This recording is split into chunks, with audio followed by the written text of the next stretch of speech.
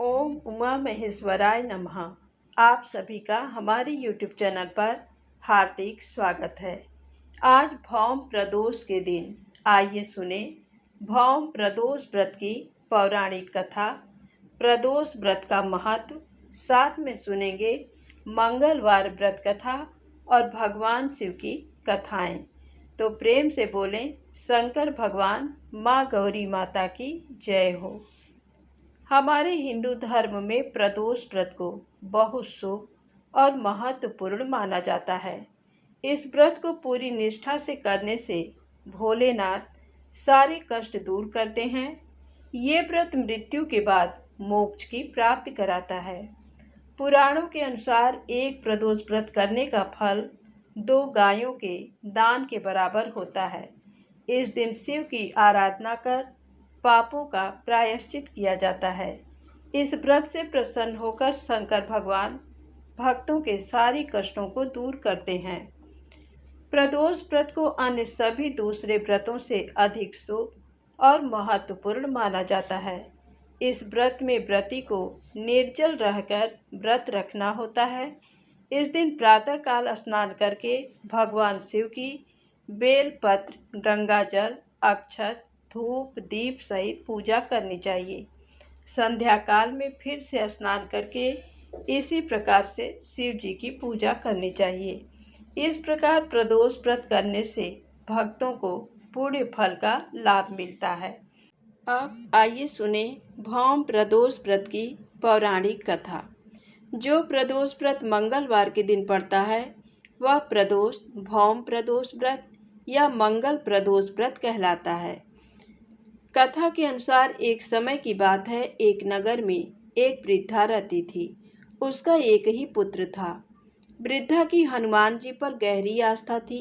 वह प्रत्येक मंगलवार को नियम पूर्वक व्रत रखकर हनुमान जी की आराधना करती थी।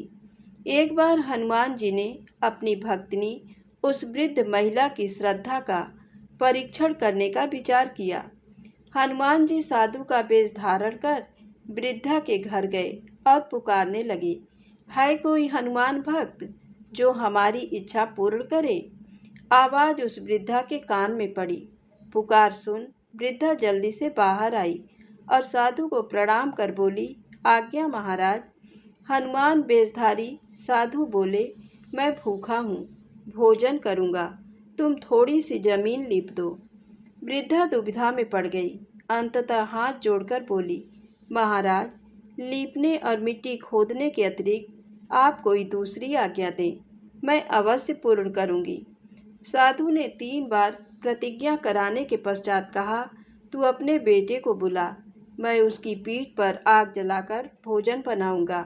ये सुनकर वृद्धा घबरा गई, परंतु वह प्रतिज्ञाबद्ध थी। उसने अपने पुत्र को बुलाकर साधु को सौंप दिया। साधु वेशधारी हनुमान जी ने वृद्धा के हाथों से ही उसके पुत्र को पेट के बल लिटवाया और उसकी पीठ पर आग जलवाई। आग जलाकर दुखी मन से वृद्धा अपने घर में चली गई।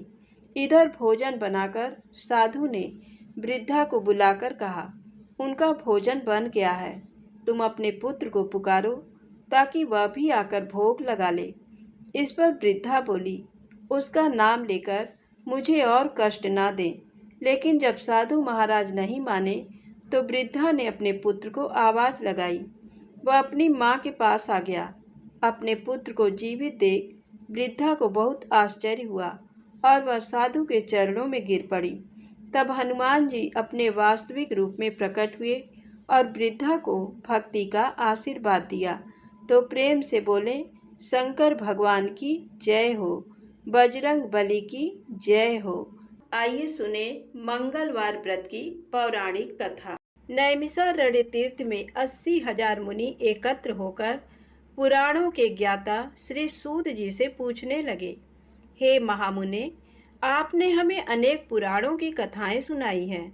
अब कृपा करके हमें ऐसा व्रत और कथा बताएं जिसके करने से संतान की प्राप्ति हो तथा मनुष्यों को रोग, शोक, अग्नि, सर्व दुख आदि का भय दूर हो, क्योंकि कलयुग में सभी जीवों की आयु बहुत कम है। फिर इस पर उन्हें रोग चिंता के कष्ट लगे रहेंगे तो फिर वह श्री हरि के चरणों में अपना ध्यान कैसे लगा सकेंगे। श्री सूत जी बोले, हे मुनियों, आपने लोक कल्याण के लिए बहुत ही उत्तम बात पूछी है। एक बार युधिष्ठिर ने भगवान श्री कृष्ण से लोक कल्याण के लिए यही प्रश्न किया था। भगवान श्री कृष्ण और युधिष्ठिर का संवाद तुम्हारे सामने कहता हूँ, ध्यान देकर सुनो। एक समय पांडवों की सभा में श्री कृष्ण जी बैठे हुए थे। तब युधिष्ठिर ने भगवान श्री कृष्ण से प्रश्न किया, हे प्रभु नंद नंद गोविंद, आपने मेरे लिए अनेकों कथाएं सुनाई हैं। आज आप कृपा करके ऐसा व्रत या कथा सुनाएं जिसके करने से मनुष्य को रोग चिंता का भय समाप्त हो और उसको पुत्र की प्राप्ति हो। हे प्रभु, बिना पुत्र के जीवन व्यर्थ है। पुत्र के बिना मनुष्य नरकगामी होता है। पुत्र के बिना मनुष्य पितृ ऋण से छुटकारा नहीं पा सकता और न ही उसका पुन्नग नामक नरक से उद्धार हो सकता है। अतः पुत्रदायक व्रत बतलाएं। श्री कृष्ण भगवान बोले, हे राजन, मैं एक प्राचीन इतिहास सुनाता हूँ, आप उसे ध्यान पूर्वक सुनो। कुंडलपुर नामक एक नगर था। उसमें नंदा नामक एक ब्राह्मण रहता था। भगवान की कृपा से उसके पास सब कुछ था, फिर भी वह दुखी था। इसका कारण ये था कि ब्राह्मण की स्त्री सुनंदा की कोई संतान न थी। सुनंदा पतिव्रता थी, भक्तिपूर्वक श्री हनुमान जी की आराधना करती थी। मंगलवार के दिन व्रत करके अंत में भोजन बनाकर हनुमान जी का भोग लगाने के बाद स्वयं भोजन करती थी। एक बार मंगलवार के दिन ब्राह्मणी गृह कार्य की अधिकता के कारण हनुमान जी को भोग न लगा सकी, तो इस पर उसे बहुत दुख हुआ। उसने कुछ भी नहीं खाया और अपने मन में प्रण किया कि अब तो अगले मंगलवार को ही हनुमान जी का भोग लगाकर अन्न जल ग्रहण करेगी। ब्राह्मणी सुनंदा प्रतिदिन भोजन बनाती, श्रद्धा पूर्वक पति को खिलाती, परंतु स्वयं भोजन नहीं करती और मन ही मन श्री हनुमान जी की आराधना करती थी। इसी प्रकार 6 दिन गुजर गए और ब्राह्मणी सुनंदा अपने निश्चय के अनुसार भूखी प्यासी निराहार रही और अगले मंगलवार को ब्राह्मणी सुनंदा प्रातःकाल ही बेहोश होकर गिर पड़ी। ब्राह्मणी सुनंदा की इस असीम भक्ति के प्रभाव से श्री हनुमान जी बहुत प्रसन्न हुए और प्रकट होकर बोले, सुनंदा, मैं तेरी भक्ति से बहुत प्रसन्न हूँ, तू उठ और वर मांग। सुनंदा अपने आराध्य देव श्री हनुमान जी को देखकर आनंद की अधिकता से विह्वल हो श्री हनुमान जी के चरणों में गिरकर बोली, हे प्रभु, मेरी कोई संतान नहीं है, कृपा करके मुझे संतान प्राप्ति का आशीर्वाद दें, आपकी अति कृपा होगी। श्री महावीर जी बोले, तेरी इच्छा पूर्ण होगी, तेरे एक कन्या पैदा होगी, उसके अष्टांग प्रतिदिन सोना दिया करेंगे। इस प्रकार कहकर श्री महावीर जी अंतर्ध्यान हो गए। ब्राह्मणी सुनंदा बहुत हर्षित हुई और सभी समाचार अपने पति से कहा।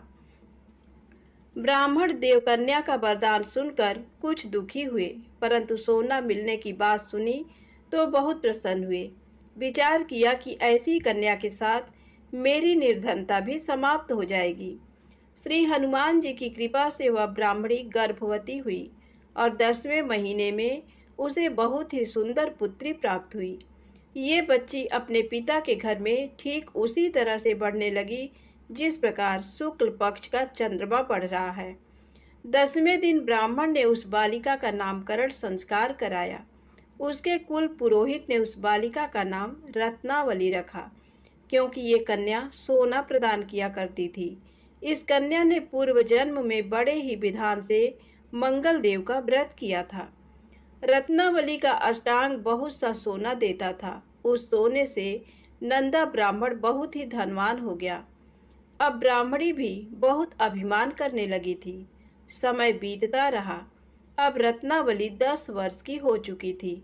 एक दिन जब नंदा ब्राह्मण प्रसन्न चित्त था, तब सुनंदा ने अपने पति से कहा, मेरी पुत्री रत्नावली विवाह के योग्य हो गई है, अतः आप कोई सुंदर तथा योग्य वर देखकर इसका विवाह कर दें। ये सुन ब्राह्मण बोला, अभी तो रत्नावली बहुत छोटी है।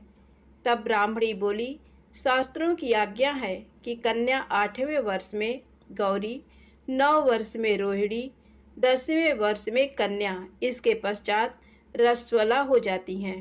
गौरी के दान से पाताल लोक की प्राप्ति होती है, रोहिणी के दान से वैकुंठ लोक की प्राप्ति होती है, कन्या के दान से इंद्रलोक में सुखों की प्राप्ति होती है। अगर हे पतिदेव रजस्वला का दान किया जाता है तो घोर नरक की प्राप्ति होती है। इस पर ब्राह्मण बोला, अभी तो रत्नावली मात्र 10 ही वर्ष की है और मैंने तो 16-16 साल की कन्याओं के विवाह कराए हैं, अभी जल्दी क्या है। तब ब्राह्मणी सुनंदा बोली, आपको तो लोभ अधिक हो गया। शास्त्रों में कहा गया है कि माता पिता और बड़ा भाई रजस्वला कन्या को देखते हैं तो वह अवश्य ही नरकगामी होते हैं। तब ब्राह्मण बोला, अच्छी बात है, कल मैं अवश्य ही योग्य वर की तलाश में अपना दूत भेजूंगा।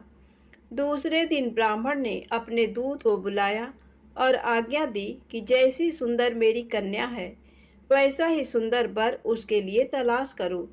दूत अपने स्वामी की आज्ञा पाकर निकल पड़ा। पंपई नगर में उसने एक सुंदर लड़के को देखा। ये बालक एक ब्राह्मण परिवार का बहुत गुणवान पुत्र था। इसका नाम सोमेश्वर था।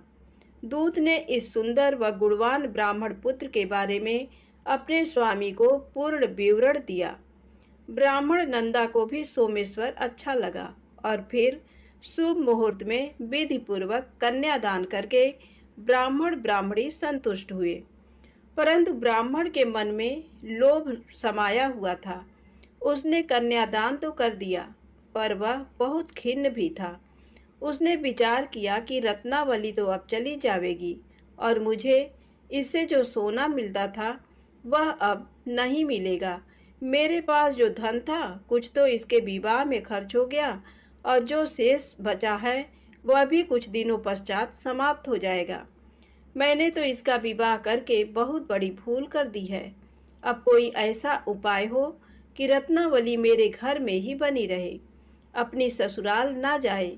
लोभ रूपी राक्षस ब्राह्मण के मस्तिष्क पर छाता जा रहा था। रात भर अपनी सैया पर बेचैनी से करवटें बदलते बदलते उसने एक बहुत ही क्रूर निर्णय लिया।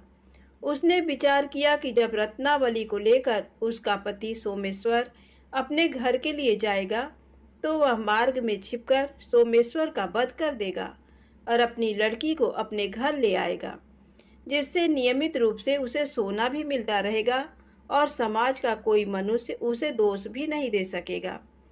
प्रातः काल हुआ तो नंदा और सुनंदा ने अपने जमाई तथा लड़की को बहुत सारा धन देकर विदा किया।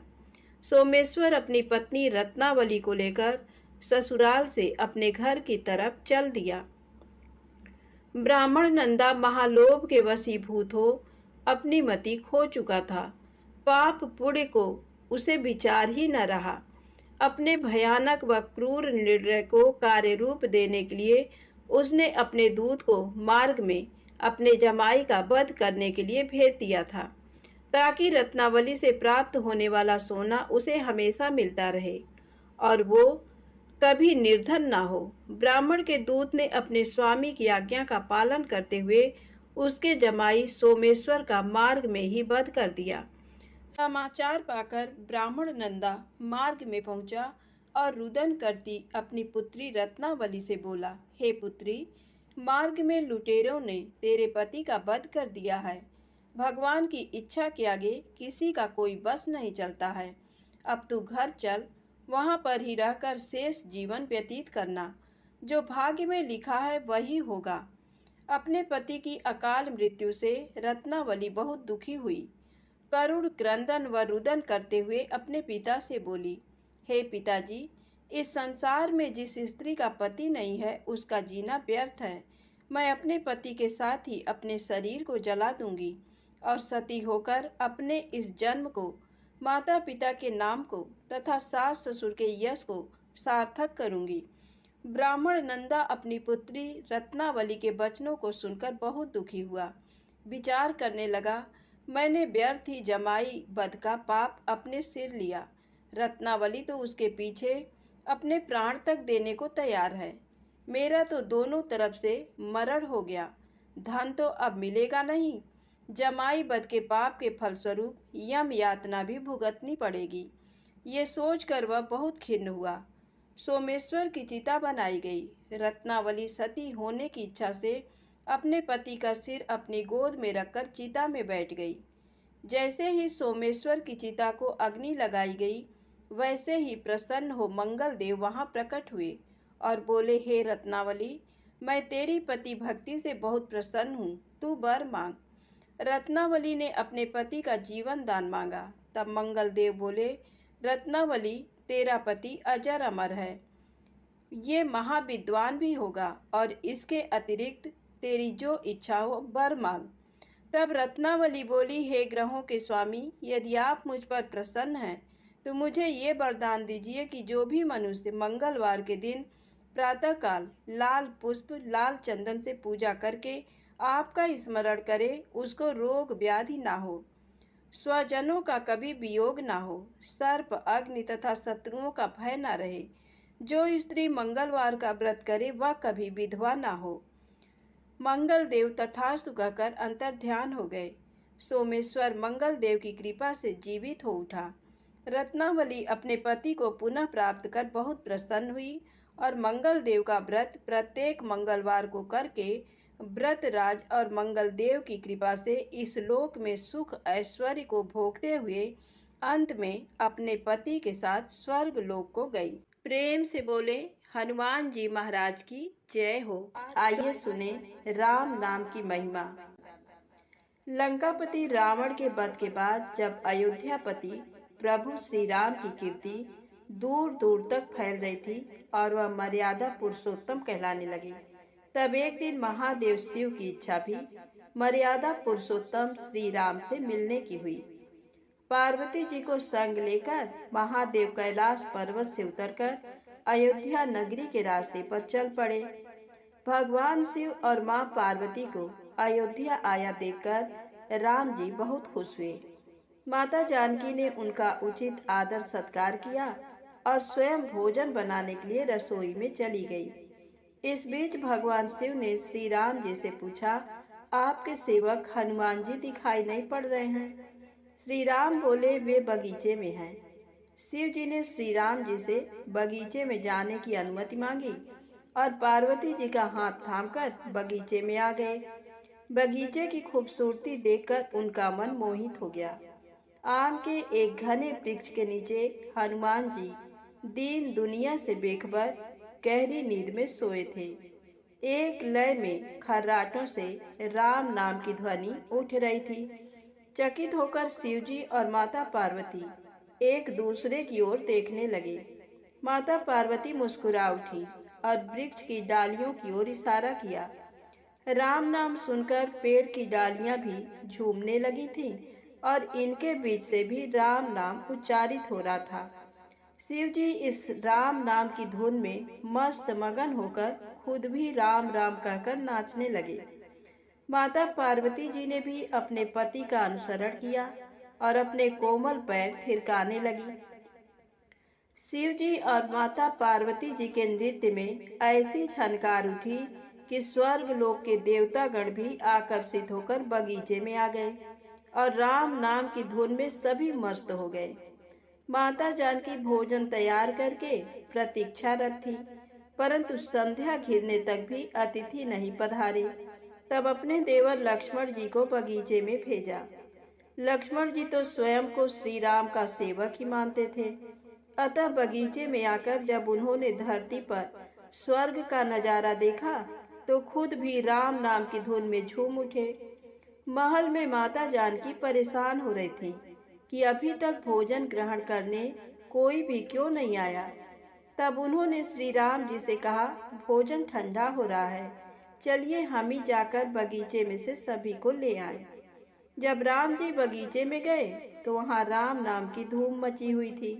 हनुमान जी गहरी नींद में सोए हुए थे और उनके खर्राटों से अभी तक राम नाम निकल रहा था। श्री राम भाव विह्वल हो उठे। राम जी ने हनुमान जी को नींद से जगाया और प्रेम से उनकी तरफ निहारने लगे। हनुमान जी प्रभु को आया देख शीघ्रता से उठ खड़े हुए। नृत्य की समा भंग हो गई। शिव जी खुले कंठ से हनुमान जी की राम भक्ति की सराहना करने लगे। हनुमान जी सकुचाए, लेकिन मन ही मन खुश हो रहे थे। श्री सिया राम ने भोजन करने का आग्रह भगवान शिव जी से किया। सभी लोग महल में भोजन करने के लिए चल पड़े। माता जानकी भोजन परोसने लगी। हनुमान जी को भी श्री राम जी ने पंक्ति में बैठने का आदेश दिया। हनुमान जी बैठ तो गए, परंतु आदत ऐसी थी कि राम जी के भोजन करने के उपरांत ही सभी लोग भोजन करते थे। आज श्री राम के आदेश से पहले भोजन करना पड़ रहा था। माता जानकी हनुमान जी को भोजन परोसती जा रही थी, पर हनुमान जी का पेट ही नहीं भर रहा था। सीता जी कुछ समय तक तो उन्हें भोजन परोसती रही, फिर समझ गईं, इस तरह तो हनुमान जी का पेट नहीं भरेगा। उन्होंने तुलसी के एक पत्ते पर राम नाम लिखा और भोजन के साथ हनुमान जी को परोस दिया। तुलसी पत्र खाते ही हनुमान जी को संतुष्टि मिली और वह भोजन खाकर उठ खड़े हुए। भगवान शिव शंकर ने प्रसन्न होकर हनुमान जी को आशीर्वाद दिया कि आपकी राम भक्ति युगों युगों तक याद की जाएगी और आप संकट मोचन कहलाएंगे।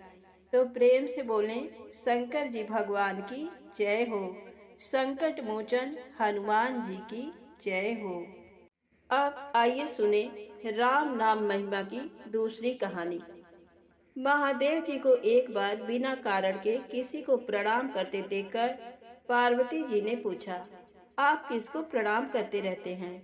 शिव जी पार्वती जी से कहते हैं कि हे देवी, जो व्यक्ति एक बार राम कहता है उसे मैं 3 बार प्रणाम करता हूँ।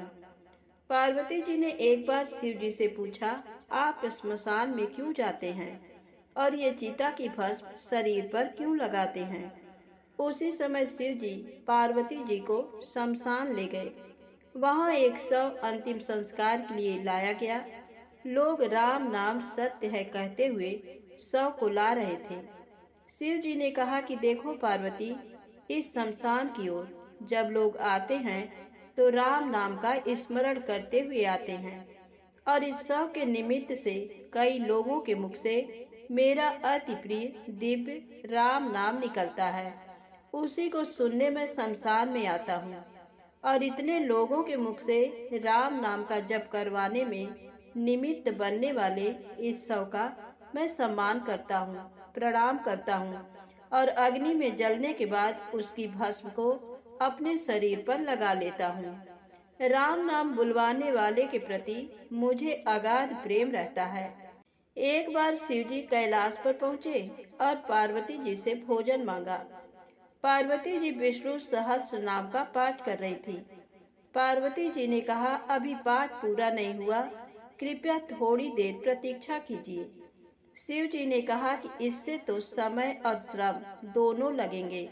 संत लोग जिस तरह से सहस्त्र नाम को छोटा कर लेते हैं और नित्य जपते हैं, वैसा उपाय कर लो। पार्वती जी ने पूछा, वो उपाय कैसे करते हैं, मैं सुनना चाहती हूँ। तब शिव जी ने बताया, केवल एक बार राम कह लो, तुम्हें सहस्त्र नाम भगवान के 1000 नाम लेने का फल मिल जाएगा। एक राम नाम 1000 दिव्य नामों के समान है। पार्वती जी ने वैसा ही किया। भगवान बोले, श्री राम राम रामेति रमे रामे मनोरमे सहस्र नाम तत्तुल्यम राम नाम वरानने। ये राम नाम सभी आपदाओं को हरने वाला, सभी संपदाओं को देने वाला दाता है। सारे संसार को विश्राम शांति प्रदान करने वाला है। इसीलिए मैं इसे बार बार प्रणाम करता हूँ। भवसागर के सभी समस्याओं और दुख के बीजों को भूंज के रख देने वाला, समूल नष्ट कर देने वाला, सुख संपत्तियों को अर्जित करने वाला, यमदूतों को भगाने वाला केवल राम नाम का गर्जन जप है। प्रयास पूर्वक स्वयं भी राम नाम जपते रहना चाहिए और दूसरों को भी प्रेरित करके राम नाम जपवाना चाहिए। इससे अपना और दूसरों का तुरंत कल्याण हो जाता है। यही सबसे सुलभ और अचूक उपाय है। इसीलिए हमारे देश में प्रणाम राम राम कहकर किया जाता है। अब आइए सुने बिल्व वृक्ष की महिमा। एक बार नारद जी ने भगवान भोलेनाथ की स्तुति कर पूछा, प्रभु, आपको प्रसन्न करने के लिए सबसे उत्तम और सुलभ साधन क्या है? हे त्रिलोकीनाथ, आप तो निर्विकार और निष्काम हैं। आप सहज ही प्रसन्न हो जाते हैं। फिर भी मेरी जानने की इच्छा है कि आपको क्या प्रिय है। शिव जी बोले, नारद जी, वैसे तो मुझे भक्त के भाव सबसे प्रिय हैं।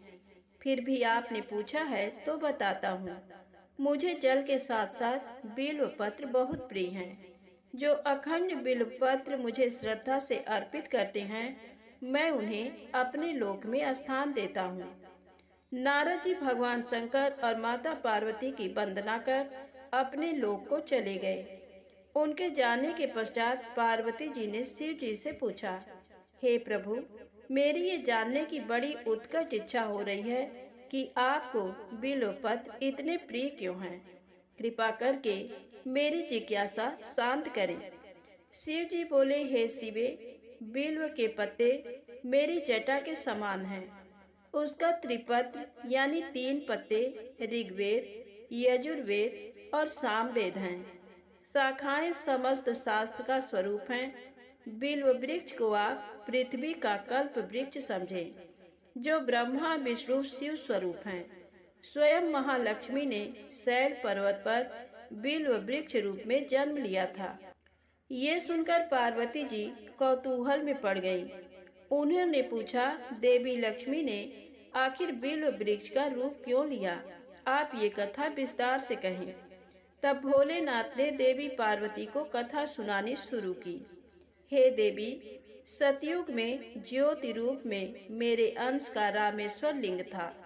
ब्रह्मा आदि देवों ने उसका विधिवत पूजन अर्चन किया था। फलतः मेरे अनुग्रह से वाग देवी सबकी प्रिया हो गईं। वे भगवान विष्णु को सतत प्रिय हो गईं। मेरे प्रभाव से भगवान केशव के मन में वाग देवी के लिए जितनी प्रीति हुई, वह स्वयं लक्ष्मी को नहीं भाई। अतः लक्ष्मी देवी चिंतित और रुष्ट होकर परम उत्तम श्री शैल पर्वत पर चली गई। वहां उन्होंने मेरे विग्रह की उग्र तपस्या प्रारंभ कर दी।